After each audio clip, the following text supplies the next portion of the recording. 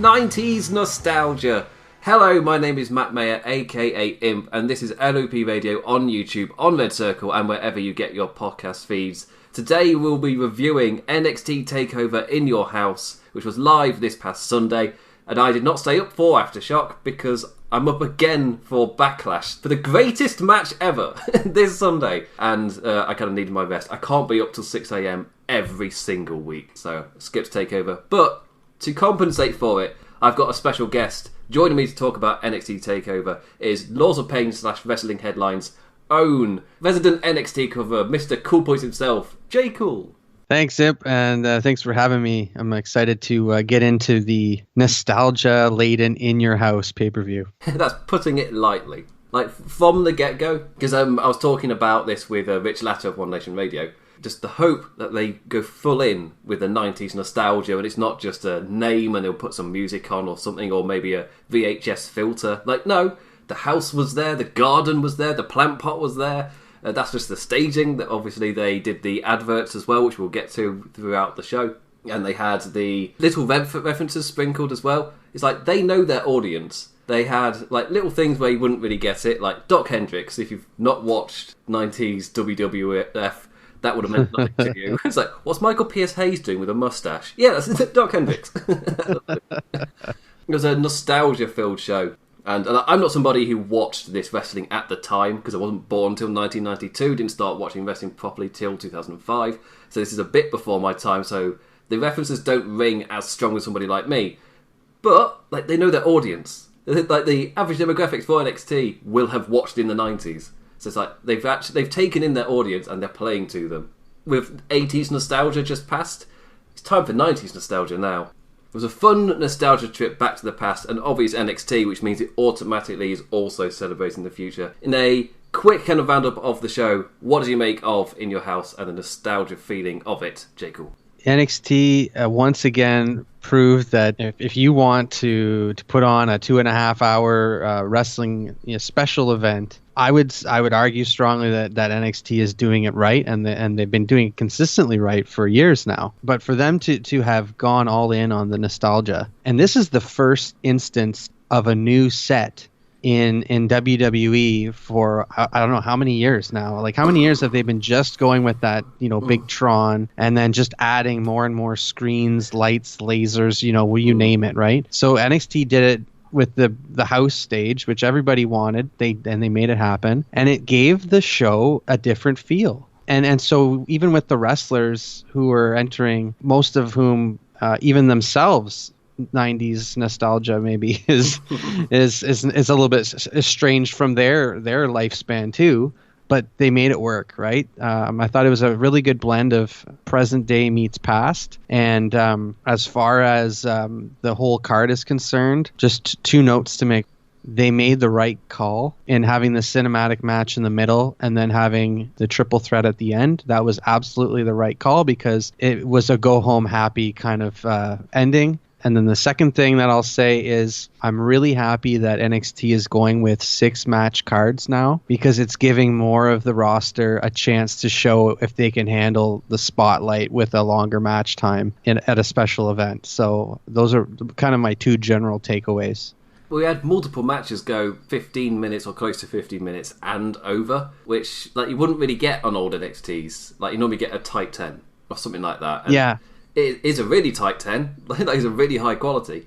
But yeah, you wouldn't really get many going over. And on this card, like most of the matches went over 10 minutes because they give them that time to kind of flesh out, see if they can do that type of thing. Like Damian Priest was a fantastic example of giving him an opportunity against a former main roster guy, like a top guy, but to really just prove himself to step up to that level of play. That's putting two sentences together.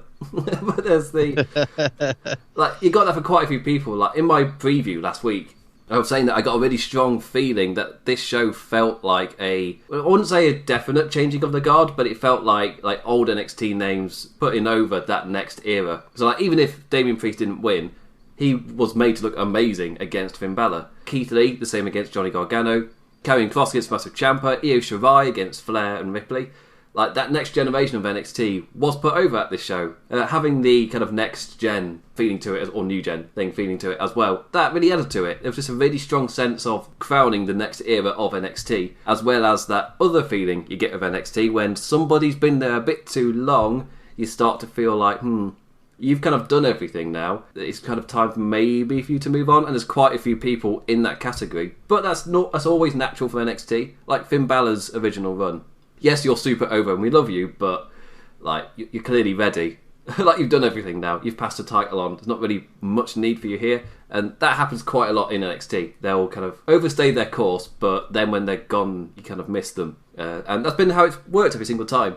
So it's interesting in this TV era where people aren't necessarily moving up, but that feeling still exists because you're used to that happening. So I don't know if, with those who put over the next generation in the likes of Gargano and Ciampa, I don't know if that feeling of them moving up is there because that's what NXT is, or because, like, no, they're ready to go. They've played their course type of thing. Well, that'd be my only negative, I guess, for the show. Yeah, I'll speak to that because I think you're right. We're in this new chapter. I don't want to say era because I think, eras are, we're so quick to want to analyze like, oh, we're in the new era. It's like, yeah, but most like historians and like most people who are like making those calls, like you got to wait until like enough time has passed before you can properly judge whether like an era has shifted, right? But we're definitely in a new chapter, I would say. And this is now the third takeover since NXT has gone on USA Network. So you're right. We have that feeling, that holdover feeling of like, okay, that guy, he's been there for so long and now he's got to lose and now he's going to move on to the next roster. And like, we're not seeing that happen now. Like guys who have that big run and then lose, well, they may not go to Raw or SmackDown. Like Raw or SmackDown maybe doesn't need them right now, but also NXT maybe still needs them to do something else, to give them a different story or maybe to switch their persona a little bit. Like with Gargano, like now he's got a whole new story being written because now he and LeRae are like the big heels on the roster. Well, you can run with that for another year easily, right? So even though he's been there a long time, I'm okay seeing him stay as long as they switch things up. Yeah. That's the thing with NXT, it's so constantly refreshed that it feels weird that somebody hasn't departed. Like, they normally get, the phrase is raided, but I found that term a bit weird given that they are developmental. So it's like, It's not really raided, is it? Like, no, it's not. No, I guess you could call it a promotion. They're getting promoted to the main roster. Obviously, the joke started when getting promoted to the main roster meant that all of your character work was going down the crapper. So that's like the jokes of demotion or whatever. I totally agree that as long as it feels fresh, and the Johnny Gargano thing for me, I think the reason he sticks more than the others was because he's such a natural babyface that it's taken me a really long time to buy him as a heel, and over everything, it was his outfit that convinced me tonight. On this one, like I was like, is that the Mandalorian? I think. The Mandalorian looks weird without his trousers on. It's a weird... He's not as cool. He looks really strange. But of course he's facing Keith Lee as well, which really helps convince me. Because Keith Lee is such an easily cheerable babyface as well. Yes. Not forgetting the cause that he was fighting for as well with the Black Lives Matter on his t-shirt. Like, as soon as you see that, you're kind of like... This is the moment for Keith Lee to definitely retain, and anything Johnny Gargano does against him, he'll automatically feel more of a heel because of it. And Johnny Gargano, this was the first show where I felt convinced in Johnny Gargano as a heel. Anyway, I feel like I'm dancing about all over the place. We'll do a bit more uniform so we can blast through this review rather than taking 2 hours to do it, which is a theme with me. I was tangent all over the place. So we'll start with the main event, the big match, and work our way down the card. Okay. The triple threat for the NXT Women's Championship. Charlotte Flair defending against Rhea Ripley and Io Shirai. Last Thursday, I got a bit of indication because last Thursday I predicted that Io Shirai would win because that gets Charlotte Flair out of the picture. That crowns Io as the champion and gives Rhea Ripley something to chase for. The only thing personally didn't really work for, I guess, was Charlotte Flair and the aura that Charlotte Flair's created, because that means her storyline didn't really do anything or progress anything. If anything, it stalled the NXT kind of progressive movement. And now that Charlotte Flair's moved on, I guess you set up something for Ripley, but way further down the line for Ripley. Io Shirai versus Rhea Ripley, that's what I'm excited for. That's what I expected to get set up, and I feel like they kind of did. Aside from the fact that what I didn't predict was Io Shirai just pinning Rhea Ripley. I did not expect Rhea Ripley to take the pin. For some reason, I thought it was Charlotte Flair. I thought it'd be a cheeky roll-up or something. It wasn't a straightforward finish. Someone pointed out that technically Rhea Ripley lost twice in being trapped in the figure 8, and then Io Shirai hits her moonsault finisher as well. It's like, damn it, Rhea, you meant to be our hero. Getting hit with everything. This was a really fun main event. It went all over Performance Center. Plant pots were thrown. Windows weren't smashed because it was like just a swinging gate. Yeah. A bit disappointing. Of course, they made up for it for Io Shirai jumping off the top of the house. Yeah, what did you make of this main event? I've not seen anything negative about this.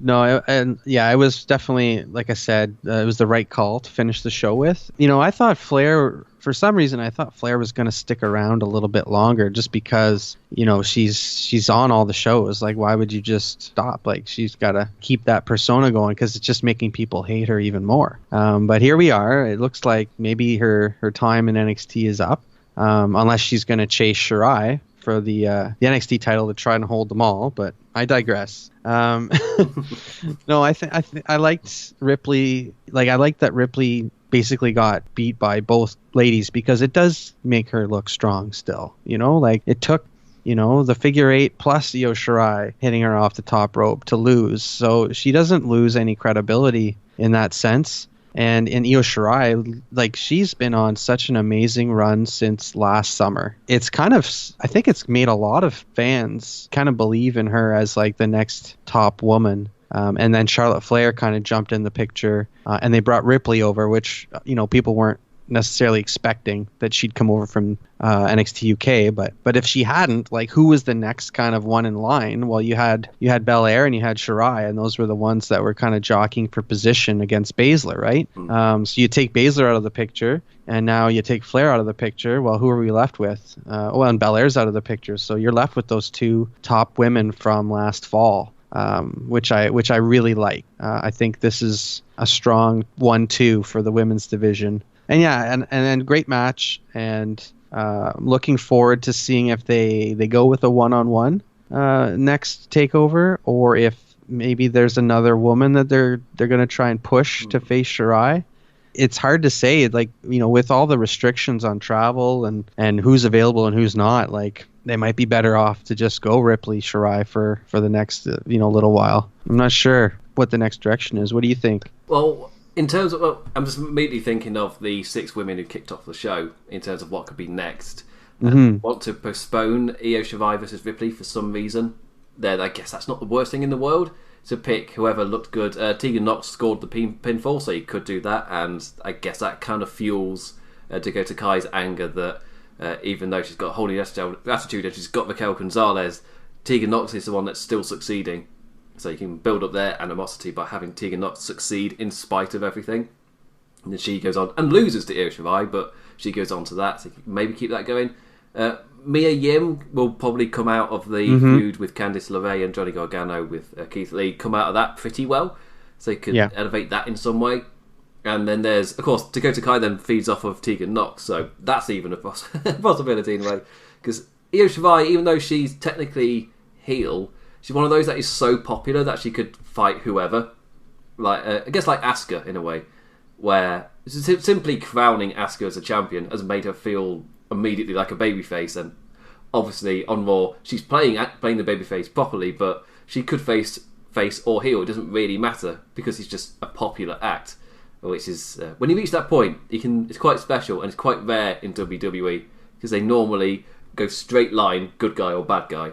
But when you got someone like Io Shirai, who kind of can jump between the two depending on the match, it's like, yeah, totally down for it. Like, it's happened in the Finn Balor Damian Priest match. That kind of happened there, where Damian Priest healed it up a little bit. Finn Balor played the face a bit more. Then Finn Balor went a bit too, was going to the dark side a bit to actually put Damian Priest away. He's like, yes, I like that kind of balancing act between the light side and the dark side.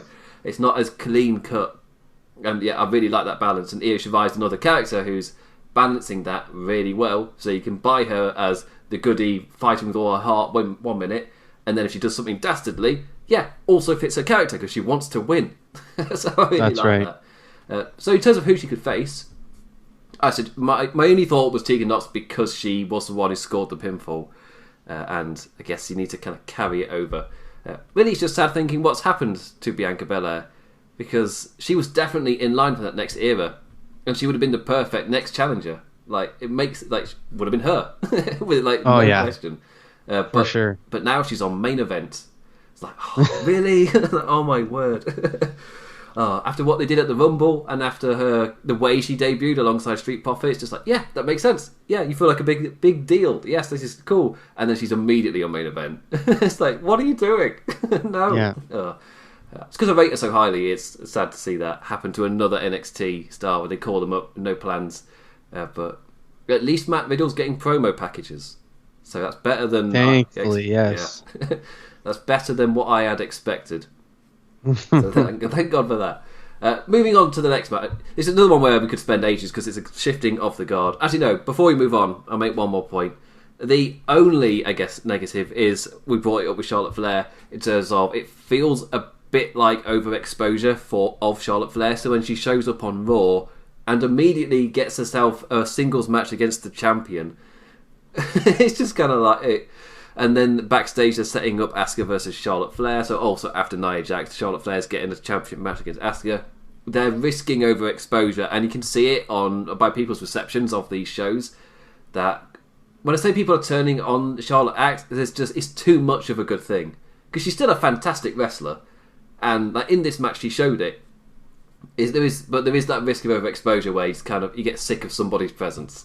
He just kind of, we're all in isolation. We've all experienced this recently. It's true. Yeah, I think you're right, and that's the consensus that I'm kind of seeing from people. But also she's the champ. Like, yeah, she lost, but she's the champ again. It's like, okay, yeah, what's happening here with this character? Like, I like, what are their plans for her even? Like, I don't know. Like, she was brought down to have that feature fight with Ripley. She wins, and then she kind of puts over Shirai and Ripley a little bit. Yeah. But kind of not. Like, unless there's a long-term game here, and maybe, she isn't gone from NXT. Like, maybe she's gonna come down and gloat with her Raw Championship. Like, that would be interesting. Crossover, and maybe that's something you would see more into November when they get into Survivor Series. But it seems, I don't think WWE is doing that much long-term story planning. So I think, I'm creating a narrative that we'll never see. Well, interestingly, Triple H in the post-show press conference on, I think it was just a press conference. I don't think this one was on Facebook. Correct me if I'm wrong, everybody. But Triple H did say that the plan for what they have got is in 3 months' time, the way this finish happened should make more sense and have led to something. Which is interesting. He said that on a press conference call. Like, maybe he could read the room that there was something. Like, even though people were really happy Io Shirai won, there was a bit of a rumbling around the Charlotte Flair character and the result on there and what the story they're telling. Because it's not even blatant if she's face or heel, and it's not in a tweener way. It's in a do you even know kind of way. It's she's a odd character. I think they described it as she isn't face or heel, she's a Flair. Which then immediately everybody goes, Ric Flair was a heel. Just blatantly was a heel. So that doesn't make any sense. He's definitely heel. But yeah, still, amazing wrestler, just maybe a bit overexposed, and that's continuing on the main roster. But if she's not on NXT, that's one fewer, or one lesser. My brain's turned off. So it's, interesting that way. Moving on to the next match. Karrion Kross with Scarlett Bordeaux defeating Tommaso Ciampa in a 5-minute squash where Karrion Kross just destroyed the poor lad and got put over. Absolutely huge. They've billed him as a monster. They've had him come out and destroying people on NXT, but not quite to this level. And when he faces somebody like Ciampa, like, he's a high-level talent, and Karrion Kross just throws him about all over the place. And every time Tommaso Ciampa tries to fight back, he's immediately knocked back down. I'm somebody who's followed Killer Kross, the former Killer Kross, in his like kind of indie days. Really bought him when he took part in Bloodsport last year at WrestleMania weekend, and in Impact he there was just a presence about him, and you could see paired with Scarlett Bordeaux, like he's just groomed for success in WWE. There's just everything about him screamed success in a WWE kind of model, and in NXT they're putting faith in him. They're building him up huge. He could be one of those guys who's like the Kevin Owens, there under a year and accomplishes so much in such a short time, and then just kind of moves on to that next stage. He feels like an almost complete character already. We've just seen bits of it fleshed out. So, what did you make of Karrion Kross? Yes, so super hyped. Got the full promo treatment for a number of weeks. Yeah, looking great in his lead up matches to TakeOver, and it makes sense that he would tackle Ciampa first, because again you have a guy who's trying to and nice. I would say this is a nice thing. He is trying to take that role of number one bad guy. Like, you know how we've just had a conversation about people who don't know what they are, and tweeners, and they can go face heel either way, and there's a place for that. But NXT needs to have a few guys who are like, you're not supposed to like this guy, right? And Ciampa used to be that guy. So I like that he kind of squashes him. Well, I wouldn't say it was squash, but it was a thrumping, I guess, if you want to call it. But I like it because it actually does two really good things. It puts Kross over, and he's ready to take on whoever they want him to next. Which, again, they can go a lot of directions with Kross. But I also like what it does for Ciampa, because here's a guy who was the Blackheart, who was vilified for what he did to Gargano, and now he's experiencing what Gargano went through in that he's kind of been victimized almost a bit here. He is not the same Ciampa he was 2 years ago. He is now taking it on the chin. He loses to Gargano and LeRae. I'm going to say that. He lost to them both. Whereas, a year ago, that would never have happened. He would have fought back, or he would have, dug a little deeper into his like kind of evil, violent ways to win. And he didn't do it. And then last night he comes up against somebody who's just way more motivated, way stronger. And so now you're kind of seeing a bit of like a vulnerable Ciampa. And I would say we want to cheer for him. Like, we want to see him kind of find his groove again. So as much as the match was about Kross, finding his spot on the card and showing his abilities, I love that it just served Ciampa's story equally as well. Yeah, I could not have put that any better. Just the nice poetry and symmetry that you see. It's something you see in NXT quite a bit, especially with Ciampa and Gargano. Just there, I guess it kind of counts more as Ciampa's arc. I guess from good guy to bad guy to slowly back to good guy again. And yeah, there's that feeling that he used to be the guy that Karrion Kross is now, but he's lost that spark. He's lost that edge.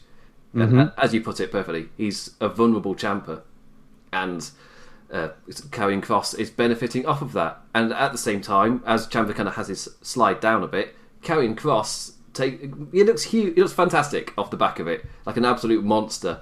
And when you see, like the previous match as well, when you see Adam Cole just survive Velveteen Dream, and you see somebody like Karrion Kross arrive, like it's because Adam Cole is the cool heel. He's yes. Yeah. He's not the big bad. He's not like Ciampa was. He's not like Karrion Kross is. He could easily lose to Karrion Kross, and it's not technically heel versus heel. Adam Cole would be the de facto babyface in that feud. Yes. And I feel like that'd be something I'm perfectly fine with. Because there's been talk of, Keith Lee feels like the next champion, but he's currently feuding with the North American Championship. It feels a bit weird, and Adam Cole is the one that feels like Undisputed Era are like of that past era of NXT, the pre-USA TV era, who were used as like the draws for NXT when it launched on the USA. But NXT is a developmental at the end of the day, and Undisputed Era are ready. They were ready last year, and they proved it at the what's it called, Survivor Series, for getting main roster pay-per-views. I'm such a nerd.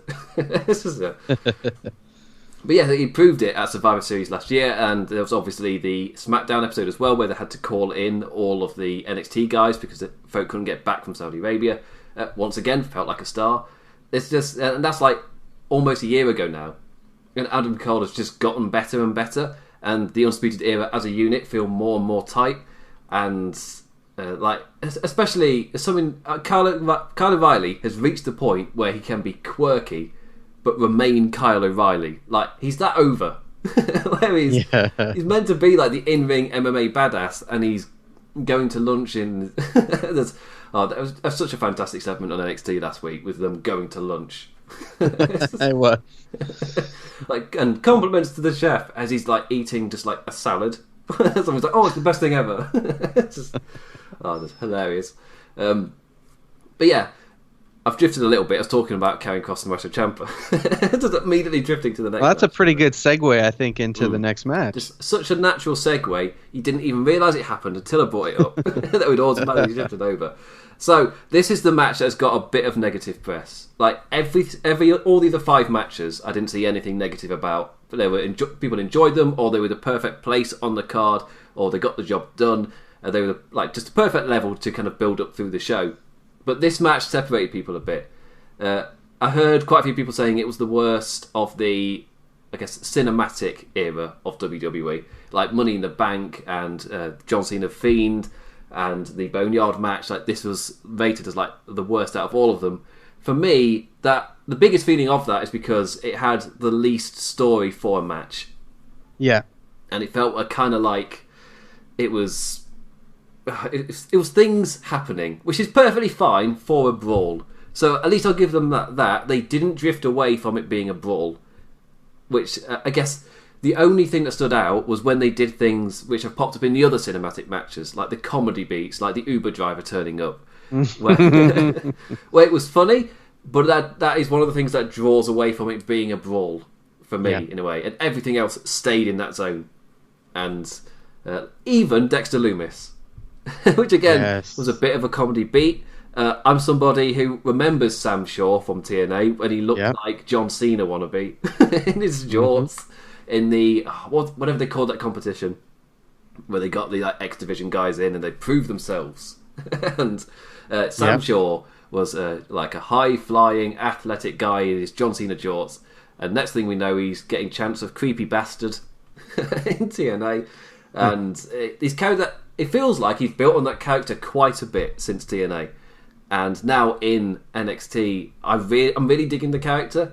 And he's weird, but it's not like in TNA it was kind of like, are you a pervert kind of weird. Whilst you don't get that feeling in NXT. Like, he's weird, but they're kind of painting him as an interesting character that could be a babyface.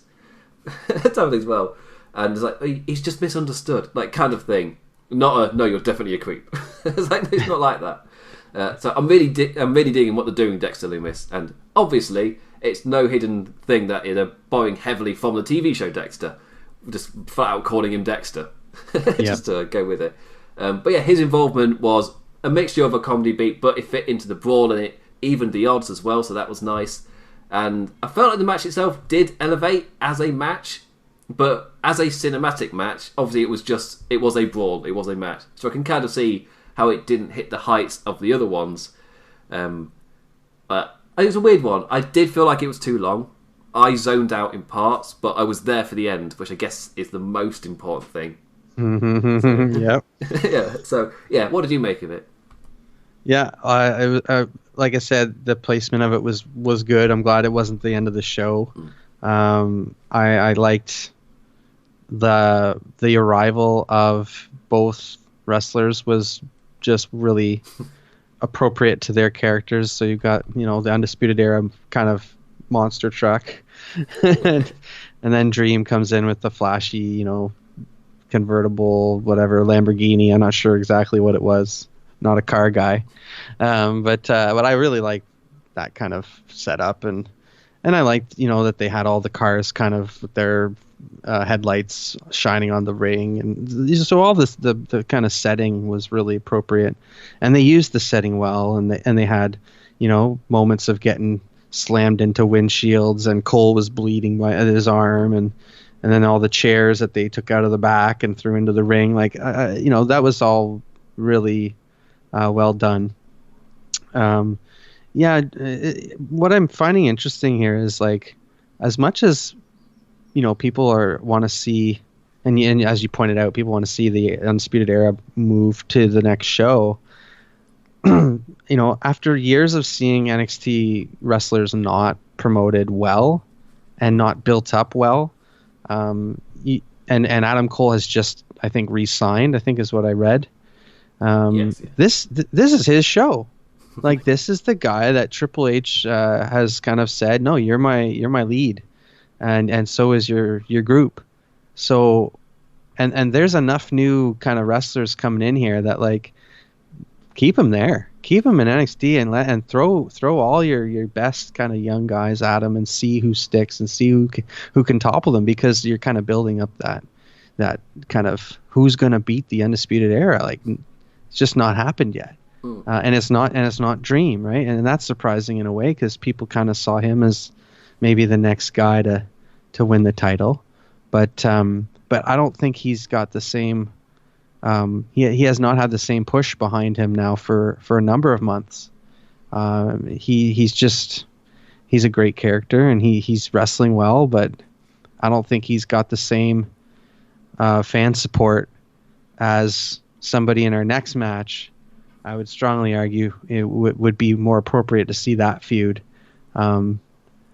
But I also saw that Dream's probably not moving rosters either. So it's okay, well, where are these guys going to fit in? And I guess that's, why we keep watching. But great match. The cinematic match worked. But now I'm ready to see these guys move on, and let's move on to something else. Yeah.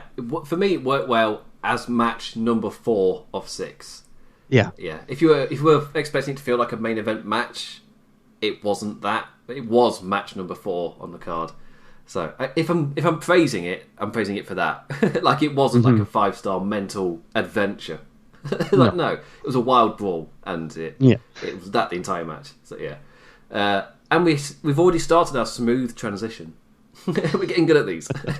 With the person who is arguably, if we're comparing who's going to be the next guy to topple Adam Cole, there's 2 guys who are getting that kind of long build, putting them over, making them feel like big deals.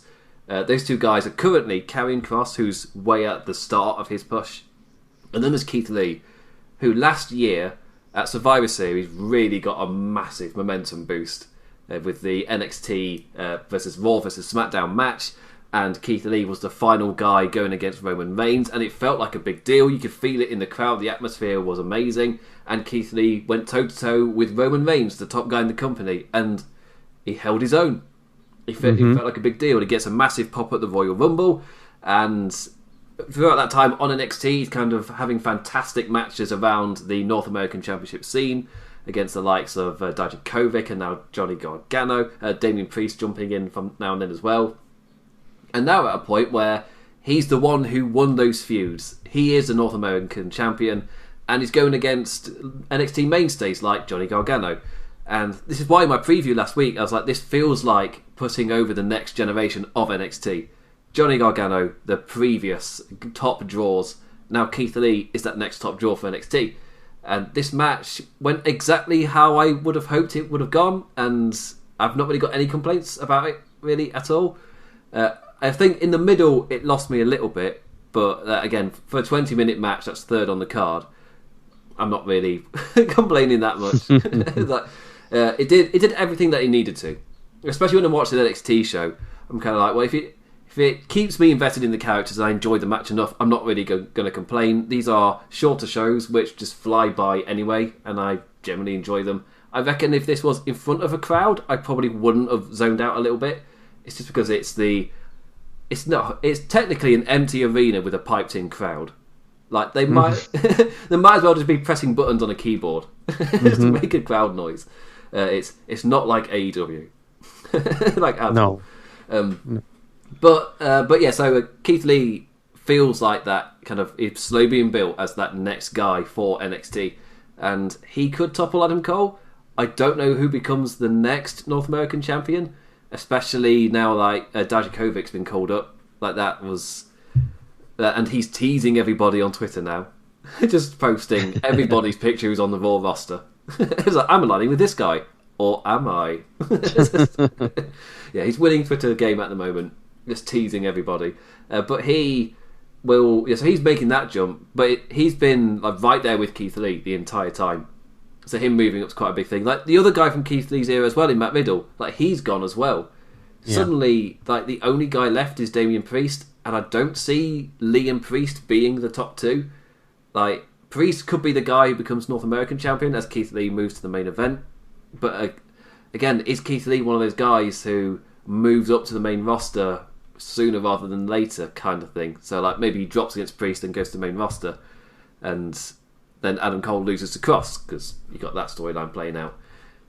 It's yeah, in terms of the future of Keith Lee, it's a slight odd one because they are developmental, and we're in an era where guys are getting called up all of a sudden, so that roster's getting a little bit thinner, so it's a bit more difficult to predict. And of course, in call-ups, NXT storylines don't really get taken into consideration; they just kind of happen. Mm-hmm. Which is what Triple H was talking about, where he was saying in terms of the main event, he was saying hopefully it makes sense in 3 to 4 months' time. Because for all we know, somebody gets called up and ruins the entire thing. Storyline dead. Like that, that happens in NXT. But yeah, this match was 20 minutes of fun. Even if Johnny Gargano was trying to use his teleport back to his house, I think that's what he did when he was trying to open the door. So, yeah, that was great. I loved seeing the camera from the door perspective, and like Gargano's like trying to get in, and then you see Lee enter the picture, and it's like now you're gonna get it. This was and you know what else, like it genuinely looked like Lee was gonna lose because he got cut in the eye there, and in any most any other match that would have been it. Like that's the end. How does he kick out from that? But he just kept kicking out. Like I loved the resiliency being shown there by Lee. Like, and every subsequent pinfall from there that Gargano tried to get on him, Lee was just like a little less able to get out, and then he kind of hit his second wind, and it was huge because I loved the story of that because it made it seem like Lee might like lose this match. And then he ends up persevering through everything that Gargano could kind of throw at him. So that was a great win for Lee. Like he just, how some of those like epic match styles, we got all those kind of near fall, and like I'm starting to get sick of those a little bit as a viewer, and we see them a lot in NXT.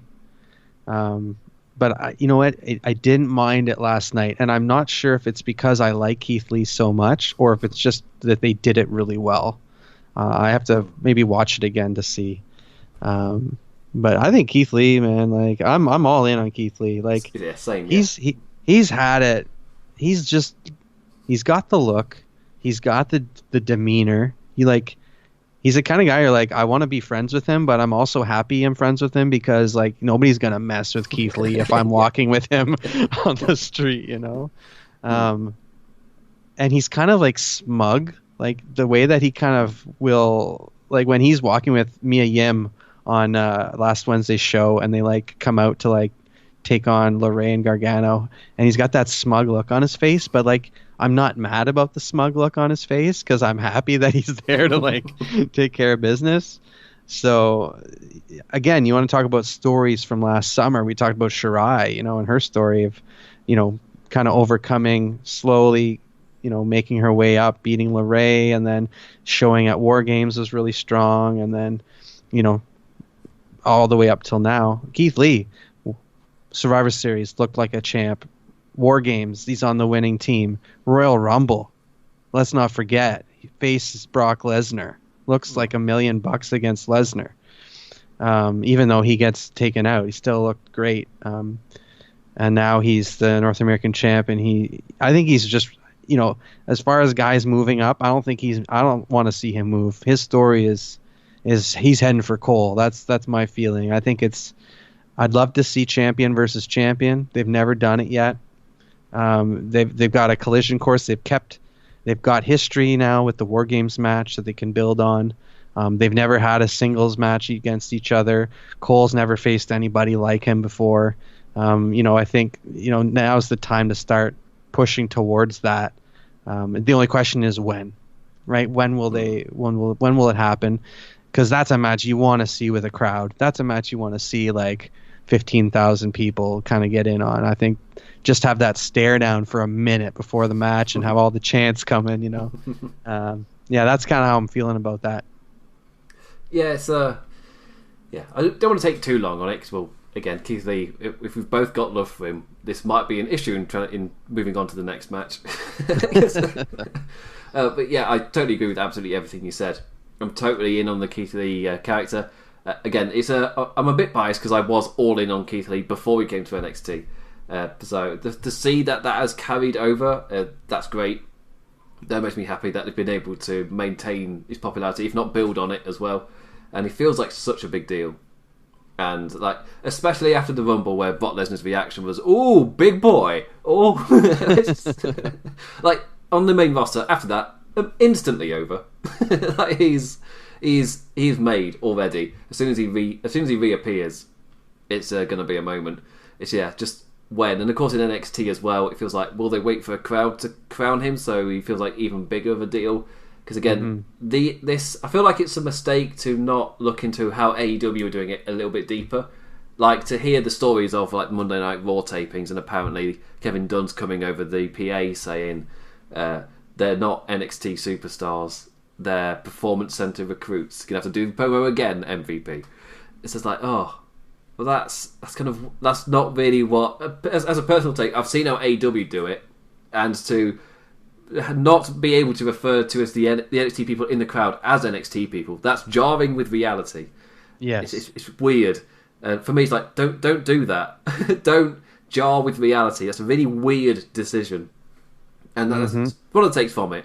I will say I enjoyed on Monday Night Raw. I called him Bouncy Boa because he was just there, just bouncing like yay, like, looking really happy. Which, like, it's fine with that, but when you cut into Shotzi Blackheart and I'm not meant to know who she is, she's just random recruit. It's a bit weird. And then she's kicking off TakeOver as well. So again, a bit of a reality disconnect. Just little notes on the crowd. Like, take more notes from AEW. Like, both companies are taking notes from each other. Like, it doesn't hurt to make more adjustments. That's just a little thing for me. If you've got NXT wrestlers at ringside, have them be their characters, not just noise machines. That's right. But yeah, totally with you that I'd rather have Keith Lee in front of a genuine crowd who pops for his like ultimate victory, rather than this kind of crowd who's going to cheer for literally everything they're told to. It's not the same. Yeah, bit of a shame. Anyway, battling on to the penultimate match we're going to talk about, Finn Balor defeating Damian Priest, which was also relatively long. I think that was the one I talked about where it's like 13 minutes. And so it was a fun... fun's not right, because it did everything it needed to again, which is why I'm applauding this pay-per-view. It was where every single match did what it needed to, and this was a fantastic example of Finn Balor continues to build his momentum whilst also making the guys in the ring with look like $1,000,000. And Damian Priest, this was his biggest match to date, and I would argue this is the first match where he genuinely looked like $1,000,000. Like, he generally got to show a bit more of his arsenal. Like, he got to show off his athleticism and I guess a bit of in-ring skills against Keith Lee, but Finn Balor is so good that that character gets pulled out of you as well. We talked about it earlier with the balance of the heel-face dynamic, where technically in this match Finn Balor was wrestling pretty babyface and Damian Priest was kind of heel but with nice flashy moves. But then, as a sign of respect, I think Marinelli put it over on commentary, that the reason Finn Balor goes for a second coup de grace is because he respects Damian Priest as a competitor so much that he has to do it. It's like, yes, I love that line. Like, really put over why he was doing what he was doing. And of course that makes Damian Priest come across as an entity who is worth that second finisher. because again, he kicked out so much as well. Do you agree that this did an amazing job of making Priest feel like a big deal? Yeah, see, I agree with what you're saying here. I'm not a big Priest fan. Like I don't know. He's been getting the good presentation, and he went on quite a streak there for a while where he was just winning, but since then it's really evened out. Yeah, I'm not like super into his character, but I appreciate that he got the singles match, right? Because last time he was on TakeOver was at War Games, and he had the triple threat for the number 1 contender, right? Oh, and I felt like that match exists. yeah. So that was against Dunn and Dane, and like he had moments there where he looked good, but I think it's important that he got that match against Balor, who hasn't lost a big match. He did lose to Grimes on TV, but he hasn't lost the TakeOver match since he's come back. So for Priest to have held his own for as long as he did, and then like you say, to take 2 coup de grace at the end, it's building him up, which is good, and also keeps Balor looking really strong, because there's a guy who could easily be interjected into any title feud as well. You could easily see him like, oh, I feel like I'm going to go for the North American title. Like, I'm going to take on Lee. And maybe that's your segue before Cole. Or like, oh, I think I'm going to go for a title shot now with Cole. Like, he's got that veteran pedigree that he can pretty much walk into Regal's office, you could imagine, and say, yeah, I think, I'm ready for a title shot. And Regal's like, well, I can't really argue against that. You've wrestled so many takeovers and you're a multi-time champion. Like, so yeah, great to see Balor on the card. Good to see Priest showing. Fine match. Yeah. And the position was right too. Yeah. Finn Balor could feel like a guy who could go into an NXT Championship match at any point, and Damian Priest feels like he could go to a North American Championship match at any point. Nailed what it was set out to do. So, well done. And the match that kicked it all off, Mia Yim, Shotzi Blackheart and Tegan Nox facing Candice LeRae, Dakota Kai and Raquel Gonzalez in a fun 10-minute opener, which was fast-paced. Everybody got their stuff in. Everybody got to then move along in terms of their story. Shotzi Blackheart was the kind of the rookie of the match, who got her moment to shine. Mia Yim and Candice LeRae continued their brawl in terms of the match itself, and Dakota Kai and Tegan Nox continued to build that animosity, with Tegan Nox coming out on top. Again, another match. This was a fantastic choice for first to open the show. Like, it's kind of like before this match, before this got announced on Wednesday, you're looking at the card thinking, well, which one's going to open? Because it's a weird card in terms of choosing who would go first, because none of the matches felt like, unless it was Keith Lee, Johnny Gargano, which again was more story than it was super fun paced opener. This match was the perfect choice to open the show, where I heard somebody say it was a bit like a New Japan multi-man match, where we haven't got a singles match for you, but go out there, do all your character work, get your stuff in, and we'll give you 10 minutes to make yourself look good. And they did that. Like, they all came out looking great. That's an NXT trope, where you never get criticisms in NXT of, oh, that person's buried now that they lost. Like, you don't get that here. Like, Dakota Kai, there's a legitimate reason that she lost. Like, at the end, she was outnumbered and she paid for it. She paid for her previous sins earlier in the match. Tegan Nox with the shiniest wizard, taking out Kai, which again keeps it in line with their story that's happening. Even though other people got their licking, it was Tegan Nox who scores the pin on Dakota Kai, because she's the one in the rivalry with her. That's why you would do that. Everything just makes sense. It's one of those things where, yes, it was a 6-woman tag, and you're not looking too deep into the story, but there's nothing to criticise, because everything made sense and it was fun, and then you just move on to the next thing. Yeah, so round of applause. Perfect way to kick off the show. Well, and you're seeing now, this is now pretty consistent, that you're seeing 2 women's matches on the card now, and that's since Toronto, minus War Games, but War Games is a special entity to itself because you've got the double War Games matches now. But yeah, otherwise you got 2 women's matches per card. So this is important, because you need to have a match like an alternate feud. Well, they didn't have a strong alternate feud to the title, but they had these other secondary feuds. So yeah, throw them together into the same match and see what happens. So what that did is it actually gave Blackheart and Gonzalez a takeover match that they haven't had that yet, right? So and they get the benefit of the draw of the other ladies to kind of support them, and so that they don't maybe have a flop match, because maybe they would have if it was just them two, right? But because they're a part of this other bigger multi-woman tag, then they get the benefit of, well, we're on TakeOver and we're going to have a moment to shine, but we don't need to carry the whole match. So I thought that was really great. And like you say, they kept all the feuds kind of singled out on each other. Like Yim and LeRae leave the match because they're just so upset with each other. Just forget the match. I just want to fight you. Like, and that was great to see. And then like you say, Nox and Kai still have their feud going, their endless feud. It was good. Yeah, and it rounds off a show which the 2.5 hours, like, are really easy to watch. Like, if I would, would I recommend you watch this? Yeah, it's a nice, easy show to watch, and that's all. That's all you're looking for nowadays. Is it a chore to sit through? No, it flew by. It was really fun to watch. Yeah, thumbs up then. It really did. Yeah, you're right. It really did fly by, and kudos to NXT for not having super long shows. Like, yes. The original In Your Houses were only 2 hours, right? They weren't and this was what, 2 hours, maybe 40 minutes. Yeah, if that. Yeah, if that. So I know as a person with a family and a job and all those things, like, it's nice to have something that's digestible. Yes. And not like I'm going to be up till 12:30 at night trying to watch this thing that's been going on for 6 hours. Like, sorry. No thanks. It pays respect to your time, and I like that. Yes, main roster doesn't do that. It's like, what do you mean you don't have 5 hours to dedicate to Backlash?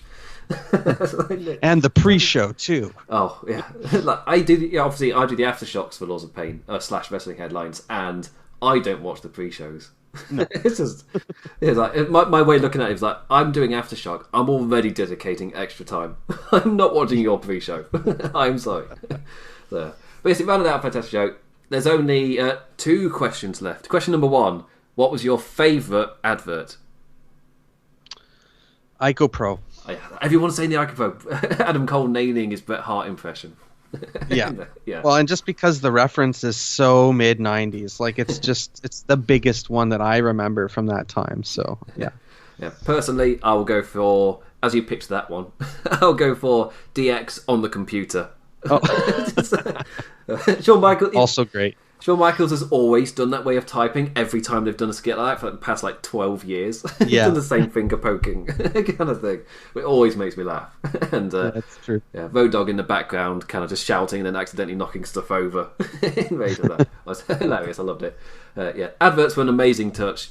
Todd Pettingill, we've not shouted out Todd Pettingill as well. Just another one. It's like, hey, Todd Pettingill, back from the 90s. It's a shame you only had that period, because everybody likes you. It's true. Again. But yeah, in a lovely nostalgia trip back to the 90s with a look in the future in terms of NXT. The second question: are you happy with how your draft is going? Oh yes, the famed fantasy draft.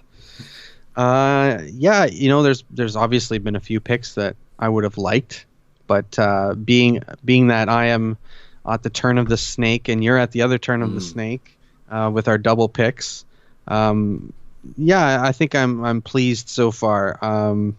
I'm still not sure what I'm going to do for my singles division exactly, but I'm pretty happy with my tag division. I think I'll be very competitive. I personally finished rounding off my tag division today, and because there are 12 of us doing this fantasy draft over the past decade, it's kind of think, well, are there enough teams where, like, I don't know what number we're into. I think we're into the 200s in terms of picks. Yeah. And it's just that thing of, I didn't know if I'd get a full quality 6 because of Yes. course, being at the, again, as we just said, at the different ends of the snake, like you see, yes, you get double picks, but you see so many people go. Yeah. Like there's like 22, 23 picks between each one of our goes. Yeah. It feels so long seeing every single name fly off the shelf. Then you get to do a double whammy. So that is nice. So yeah. Today I drafted Evil and the Dark Order. I was like, yeah, his nickname is the King of Darkness. Surely that makes sense, as I can't have Brody Lee. I can make up my own Dark Order. It's so much better. Anyway, yeah, so a happy draft day for him. It's going well, but I'm like you. I've not really got the best image for my singles roster outside of my main events kind of thing. Like it's just, I'm getting people that could work together. I was not really knowing. Anyway, I will just hype that up by saying type. I think it is. His full name, type it in, man. I think he was on the main page for a little bit. I call him Tony, so I keep forgetting his Laws of Pain name. Like that name. Yeah, so he's put forward the idea of doing, like, at the end of it all, doing like a round table of whoever wants to come on and do it. We don't have a date for that yet because who knows when this will finish. It's taken quite a while. But there's an idea floated about and types up for it. So in the future, expect a show where we kind of explain what we were just on about in like a whole show detail. Follow both of us on Twitter to do that. This is an amazing transition into us plugging our stuff and signing off. So if you want to follow what on earth we're talking about, so it's a fantasy draft, we are both playing it on Twitter, so you can get information there. You can go to the Laws of Pain forums. I think it's in the general wrestling section where it's taking place, down in the Laws of Pain forums. But follow me on Twitter at the Damn Implicat, and you can follow JCool at JCoolWH. And can they read regular columns from you? That's right. Yeah. So we're gonna have a takeover review. I don't do the review the day of. Usually I wait till the post takeover show because usually you see kind of the rest of the kind of the whatever the aftermath happen, and I like to take that into consideration with the review. So you'll see that probably Thursday. Yes, and which is today. It is. And yes, it's Thursday today. Yes. Yes, today. It's going to be out shortly. Yes, and we definitely know what's happened on NXT. Like, that man's isn't he? Oh, yeah. Yeah, that was quite a match. Yeah. And the best part is that's probably accurate. It was a great match. It's NXT. It's always a great match. Yeah. Anyway, a thank you to JCool for dropping by to go over the takeover card in the middle of a busy work day for him with the time difference. So thank you to JCool. Thanks for having me on. I really appreciate it, and looking forward to the next takeover. Ditto. And I will be back on Sunday for LOP Radio Aftershock for the greatest match ever in Backlash.